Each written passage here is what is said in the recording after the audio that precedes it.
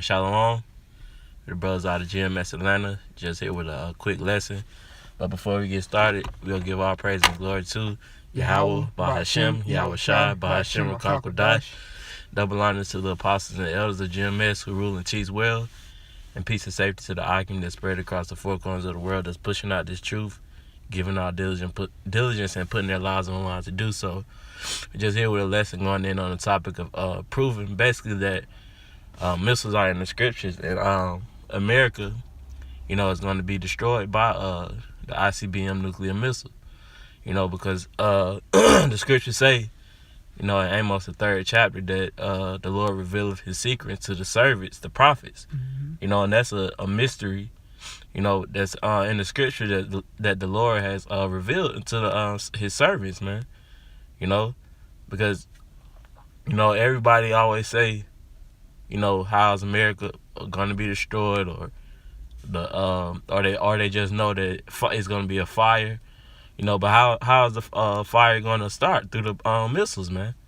But without further ado, you wanted to say anything? No, you got it, bro. But without further ado, we're just gonna get into the scriptures, and I'll start off with 2nd Esdras, the 16th chapter, and I'll start at the very top. It says, 2nd Esdras 16:1. Woe be unto thee, Babylon and Asia. Woe be unto thee, Egypt and Syria. We know whenever the scriptures speak of Babylon, they're speaking of modern day America, mm-hmm. because basically it means confusion. Mm-hmm. Babal goes into the Hebrew word for Babylon, which is Babal, means confusion, and America is nothing but confusion nowadays, man. That's right. You have homosexuality, you got transgenders, and all sorts of things, man. Mm-hmm. Yeah, and also just geographically wise, the brother already spiritually broke down Babylon. We know that's America. So when it says Babylon, Asia, Egypt, and Syria, when you go into the geography of it, of course, Babylon here in America. You got Asia. Asia's Russia's a part of Asia as well. So in that big landmass over there, so it's woe unto you, Gog and Magog over there. Mm-hmm.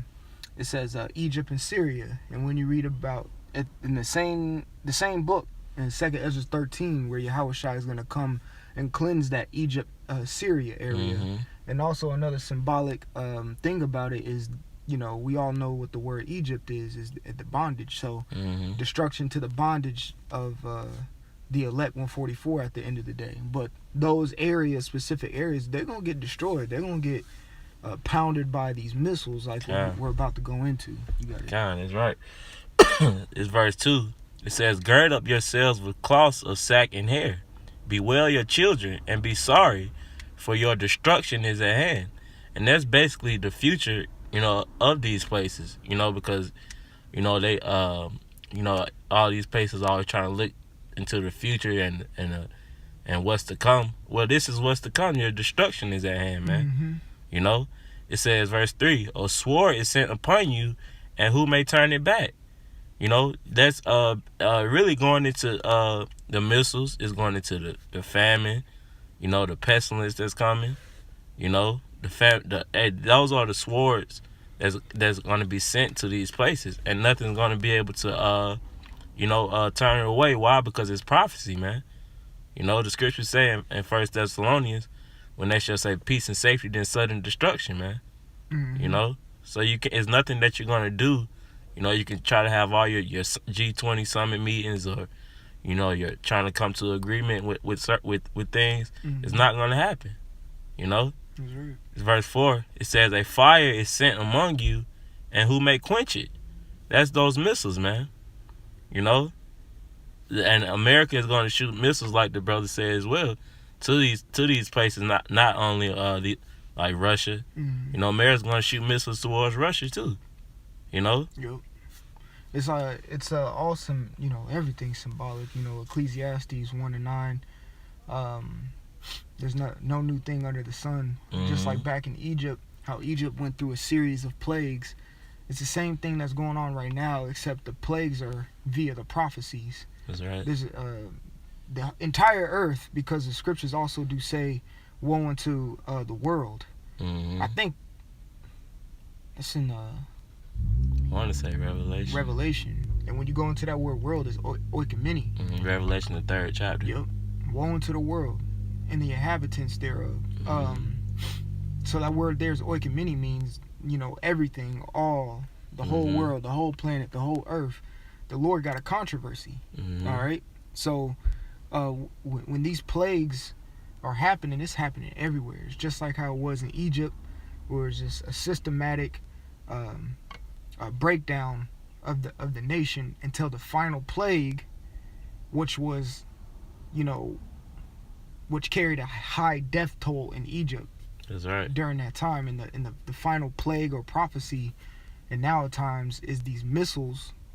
That's going to be the final, pretty much the final destination of everything, and that's going to have a major death toll to the end of New Egypt. That's right.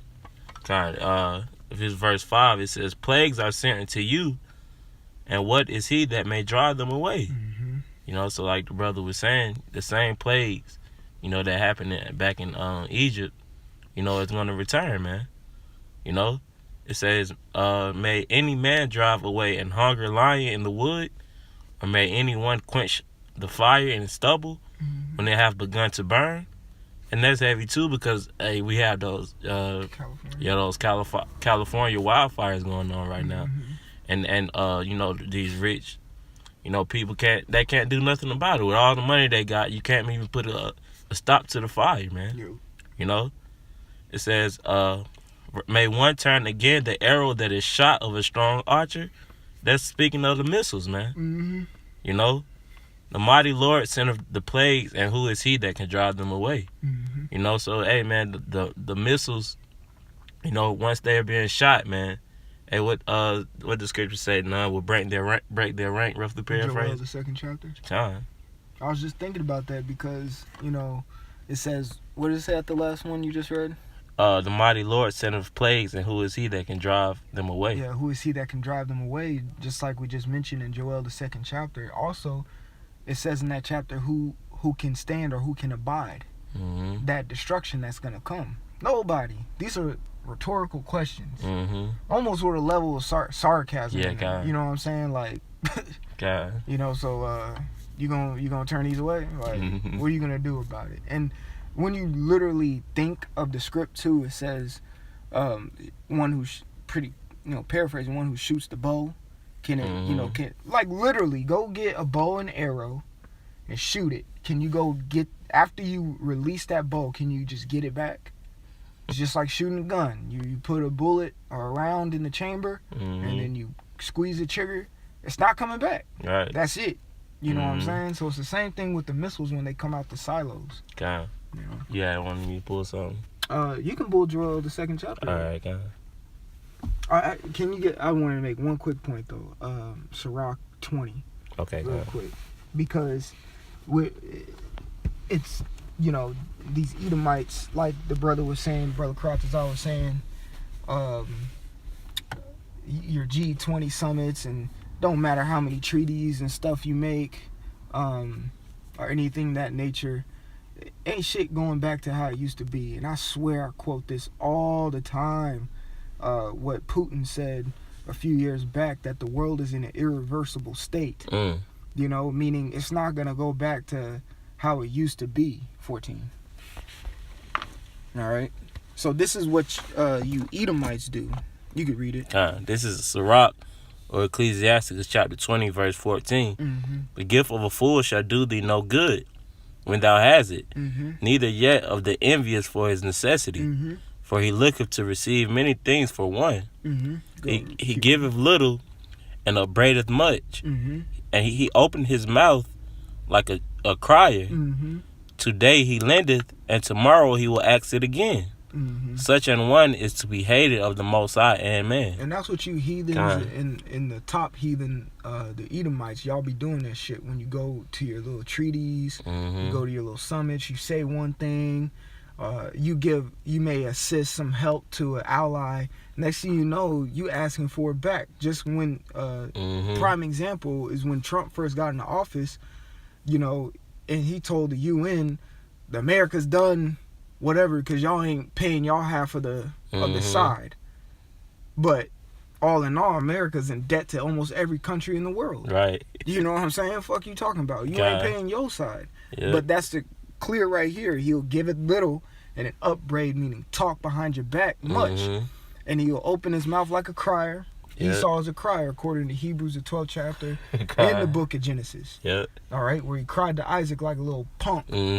All right, and it says, today he lendeth. So today, America, they'll lend some aid. And it says what? Tomorrow, it says tomorrow he'll ask it again. Tomorrow he'll ask for it again. So he's expecting a return. Yep. All right, so Esau has that mindset. And the point I want to make is what I just said. Esau expects a return. Once the missiles hit or come out, there ain't no return. Nope. Don't expect them to turn around and go back into the silo and lay docile again. Right. It's not going to happen, Esau. God. Because you upbraided, because you're a crier, the Lord, and it says at the end, the Lord hates such a man. Man. It hates your ass. Yeah. So these missiles are going to come and they're not going to return back to Russia, back to Syria, back to Iran, back to UK. Yes, the UK, because they're going to bomb your bitch asses too. Yep. Excuse my Swahili. You know, but these missiles ain't, you know, they ain't gonna break ranks, man. God. You know, you got it. Just to add to your point too, the U.S. like to do that when they put tariffs on, you know, like China. Right. You know, and then China, what they'll do, they'll put a tariff right back on U.S. And the U.S. will lift they one that they put on China. Yep. You know, but just to add to your point, yeah, when these missiles are being shot, there's no way you can just pull the missiles back into it. Wherever they were before, man. Exactly. It ain't no negotiating when the missiles are in the firmament. Ain't no more negotiating. The negotiation process have the terms have been set basically. Set when them things hit the sky, you know. And now you're on Yahweh Shem Yahweh Shai's terms when them things are in the sky. All right. There ain't no debating with the Lord. It is what it is or is what it ain't. God. Straight up. All right? You got it, bro. This is Joel 2. I'll start 1. He says, blow ye the trumpet in Zion and sound an alarm in my holy mountain.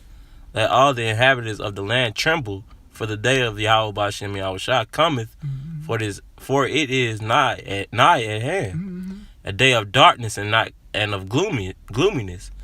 A day of clouds and thick darkness. That's right. A day of darkness and gloominess and thick clouds. Also representing the thick smoke that's gonna be in the air. All right, it's gonna be a dense black fog that's gonna compass the face of this land, America. Yeah. You see, via these damn. And the thing about it, it's not just nuclear missiles coming. It's everything they have in their arsenal. Yeah. All right, everything, ballistics. Every type of ballistic weapon, all weapons are going to be used to its full capacity and its full potential in that day, you know? Yeah, and just if you think about it, one missile can do a mass amount of damage to this place. It's going to be hundreds of missiles, man, and every other sort of type of thing. You have, you know, the F-16 fighter jets or whatever. You know, all this is going to do damage to America. To the point of where it tells us in Revelation that only the unclean animals will be able to dwell here, man. Yep. You know? That's right. It says, a day of darkness and gloominess, a day of clouds and thick darkness as the morning spread upon the mountains. And just like basically speaking of, you know, how the fog, and it's on to where you can't even see the highest point of a mountain, man.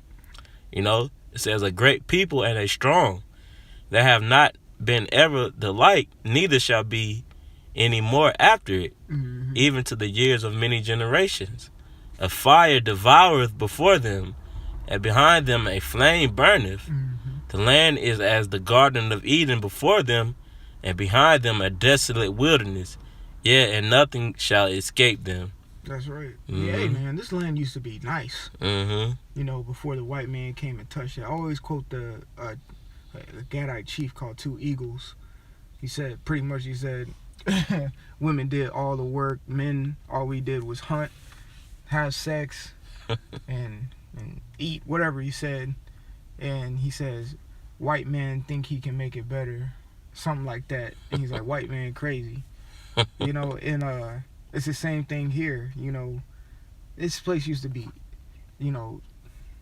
symbolic of Eden. It was flourishing with greens and animals. Now it's just concrete jungle everywhere. Yep. Yeah, and people compact in one spot. When there's a plethora, this land is so great. People can live comfortably on their own if there wasn't so many restrictions. Them restrictions are about to get alleviated.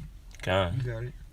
It says, the appearance of them is as the appearance of horses, and as horsemen, so shall they run. These are describing the Missles. It's just using, Joel's using horses, because they represent power. They represent the power. Like horsepower. Exactly. It was during his time, so that's the best way he can explain it. Go ahead. It says, verse 5, like the noise of chariots on the tops of mountains shall they leap, like the noise of a flame of fire that devoureth the stubble, as a strong people set in battle array. Yep. Before their face the people shall be much pain. All faces shall gather blackness. Yep. They shall run like mighty men. They shall climb the wall like men of war. Yep. And they shall march every one on his ways, and they shall not break their ranks. See, he's explaining. That's crazy. A vivid vision of how the nuclear missiles work. When you watch a YouTube video on how from the start of the missile, from before pressing the button to the end result of the destruction, you can see the key is put in, it's switched, the button is pressed at the same time, the silos open, boop. Then it comes out, a large smoke.